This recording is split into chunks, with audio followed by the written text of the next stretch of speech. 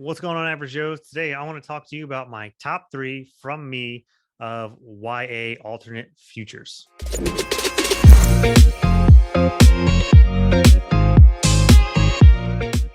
Hey, what's going on? Thanks for coming back for another video. Thanks for watching, liking, subscribing. Please, if you haven't done so already, subscribe to my channel. I'm really trying to come back to do some more videos. I was great with posting for a while, but as I just mentioned in my last video, we just had our son a month ago. So I'm dealing with the newborn, dealing with the new schedules, waking up in the middle of the night all the time, and then I'm still working full time from home, but trying to put out more videos, more content here. So here we go. And the segment that I'm continuing right now, or for today, is my top three from me. I started this. I think I've done two or three of these now, and basically my thinking behind these videos are there's a lot of list videos out there, and I like list videos, and list videos seems to be the ones that people like to view so much. But one feedback that I've gotten from people that I know is that they hear these list videos, but then they don't know that much about these books. So I wanted to trim these list videos down, and I came up with top three from me. So it's going to be a kind of a very specific subgenre type focus on this is what you're looking for. These are my top three recommendations, or three recommendations in this very like a somewhat niche area. And today I'm going to talk about YA alternate futures. So kind of sci-fi, kind of dystopian, if you will, on the YA side. As I was making these, I've read several books about like kind of an alternate future, but the YA ones are definitely different than some of the more adult ones. And I haven't even read that many super like actual adult ones anyway. But I do plan on doing it. So for YA alternate futures, what I'm kind of thinking of this is it's the world we know. It's 50, 100, 200, couple hundred years in the future. So you have certain locations that you see that certain parts of the world have evolved, have changed, have either gone away, have grown, whatever it is, for like an alternate type future. It's not necessarily a prediction of where we'll go, but it's almost a sci-fi, just like a sci-fi dystopian take on Earth in the future in a couple hundred years and whatever the story is. So I think the top one that I like of this subgenre would be the Arc of the Scythe. I really, really enjoyed this series. I think it's closer on it's got a bit more of a dark side to it than a lot of other YA. And some people there are some criticisms for the series about mostly the romance in it, but I think the romance is just fine. And I'm not even a romance person, so I might get to that in a little bit. But essentially sci-fi, or essentially the Scythe in the future, they have come up with this utopia, and in this utopia they have conquered death. So they've conquered death and poverty, hunger, all these things. You don't need to work. Nobody needs to actually work, and everything is provided for them. Food is provided for them. People just work because they need something to do to fill their life. That's it. You can't die. You can jump from buildings. They're actually a name for them called, I believe, splatters or something. They jump from buildings. They're thrill seekers. They go skydiving without a parachute, and the only way to actually die is if your remains are completely burned, if you're eaten alive, something like that. Your remains can't be found, so that you don't have any shred of DNA that they can take back to you and reanimate you from what you previously were. Watched the show, or I guess maybe read the books, but Altered Carbon, kind of similar to that. There's not an actual like data download that you download your brain into this storage thing, and then they upload whatever your last upload was, that kind of thing. It's not quite there, but just you will be brought back to life, except for another way.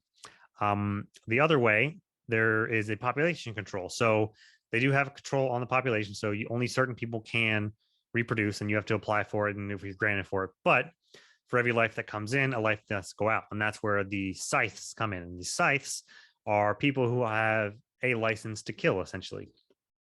They have a death quota they have to meet every year. Each scythe goes through certain training, have to have certain codes, certain standards, and every year, let's say they have to kill 100 people, and that's called gleaning. And when you glean somebody, they die for good.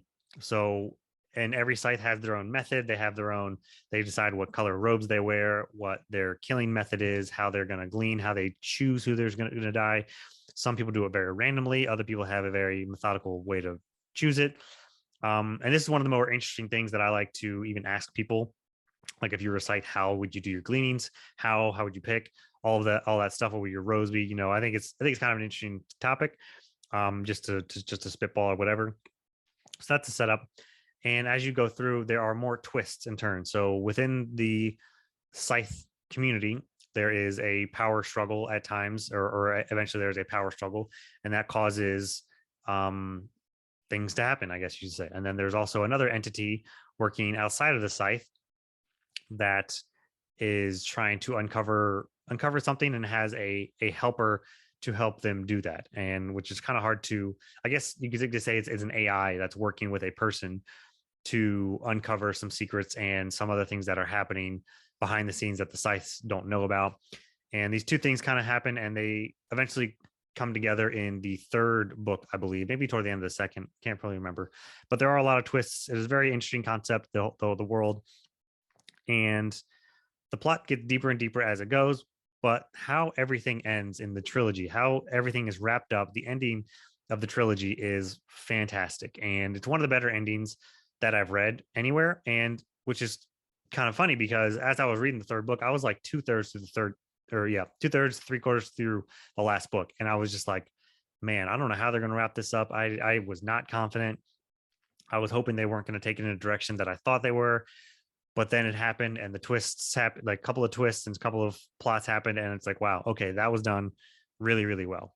The insta love, people say that there was insta love, or that like these two should not have been attracted to each other for some reason, like they barely know each other and yet they're willing to die for each other. But like the two people they're talking about are both apprentices to a Scythe. They're go through rigorous training for like a year together. They live together, they train together through all these special situations. They're dealing with death, all of that. How do you not form a bond with somebody during that situation? I don't know. So like, I think it makes complete sense, and it's not in the foreground of everything. It's not like their entire motivation. They have other problems and things going on that they're working on, but when it comes up, they do try kind of look out for each other and have certain motivations toward each other. So like, I don't get the criticism toward there. I think it was very fitting, and it was completely fine. And I'm not a huge person into all the romance stuff. So that is my thoughts on the Scythe. I think it is a very good read. It's a trilogy, and apparently there's a fourth book coming out in the universe that I think is a collection of short stories. I noticed this is happening a lot lately. Whenever an author has like a popular series, like a trilogy, and then years down the road they decide to write short stories, which I think I'm all for. You know, part of this, I think, short stories is going to be from perspective of all of different types of Scythes, how they do their gleaning and all that. So I'm very interested in that. That comes out later this year. But the trilogy in general, Arc of the Scythe, I think is fantastic read. Next one I haven't really talked about, but I enjoyed it more than I thought that I would, and that is Cinder. It is a quartet, and this is a sci-fi rendition of fairy tales. So what I mean by that is the main character, Cinder, short for Cinderella, and there are other connections and characters like Rapunzel and Red Riding Hood and the Wolf, and there's one or two others, but they took the fairy tales and put it into a sci-fi setting to like a couple hundred years in the future, to where it is very tech heavy. You know, Cinderella, it's not like a slipper she's missing. She has a bionic foot, which is kind of interesting.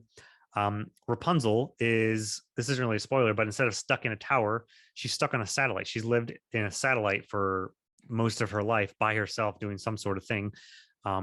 The moon has been inhabited, so there's a moon colony that people are living there, and it's becoming this great like queendom, regency, I guess you would say. And that's sort of the main bad person in this, on the moon. So there's all this happening, and just how they make the original, like the fairy tale stories that woven into a sci-fi setting, how they all interact together, how the plot is driven. It is still set in now time, so I think Cinder is in Japan. The Cinderella is in Japan or something like that, and they go to other places in the world. I think at some point they go to the Middle East or Africa, that you kind of know of. And yeah, just how it's really interesting. So if you have any sort of interest in fairy tale retellings, this is probably one of the better ones that I like. My wife and I both really liked it because she likes the fairy tale side of it. I like the sci-fi side of it. So it was a lot to appeal to me. There's a little bit of darkness to it. There's not it's not like super YA. I mean, there's always going to be a romance and stuff, but it's not like it doesn't get in the way of the story. And that's kind of a common theme of what I like with YA. Like, yeah, it's going to happen, but it's not going to get in the way in the story. They both have their own crap to handle. They're on their own journeys, their own paths, and they're not pining over each other. But it still is an aspect to it. So Cinder, that's all really. Not a whole lot much to say. It is a sci-fi fairy tale retelling. So I would recommend those as well. They're pretty easy and enjoyable reads.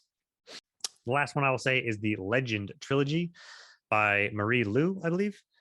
And this one was, I listened to this on audiobook, and that's how actually why I would recommend it, but I'll get into that. And how this one is, this is I don't know how far in the future, maybe 100 years or something.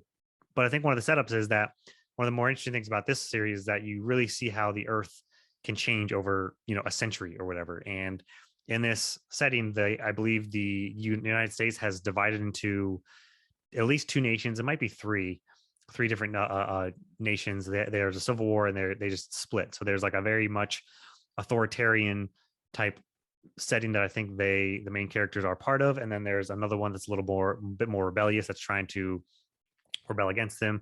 So the U.S. is divided. Other superpowers in the world have either fizzled out, gone down, burned down through wars or whatnot, but they're not the big, like Russia and China aren't the big superpowers anymore. There's a superpower in Africa that I forget the names. It's been years since I've read this, but there's one in Africa that is a military superpower. And then there's the biggest one that has the most advanced technology is in Antarctica. And I guess people would just leave the other superpowers and go down and colonize there and then build up their technology. And that's just kind of how societies were formed. And so now that the superpowers and how the nations are shaped and whatnot in this world is one very interesting thing. What makes the audiobook so good is because it is two POVs. Day is the boy, and whatever the girl, I forget what the girl's name, but there's a guy and a girl for POVs. And they got two different narrators they got a guy for the guy and the girl for the girl. So it made the audiobook experience really, really well done. And how their I don't remember if there's certain abilities or stuff, but just how the world is shaped, how their different ruling styles happen. There is I believe there's a boy that they discover that has certain abilities that they need to save, or he has some sort of connection, and there's a certain amount of, I guess, rescuing with that. I think there are some people with certain abilities and powers, but it's not like a fantasy thing where people just have abilities.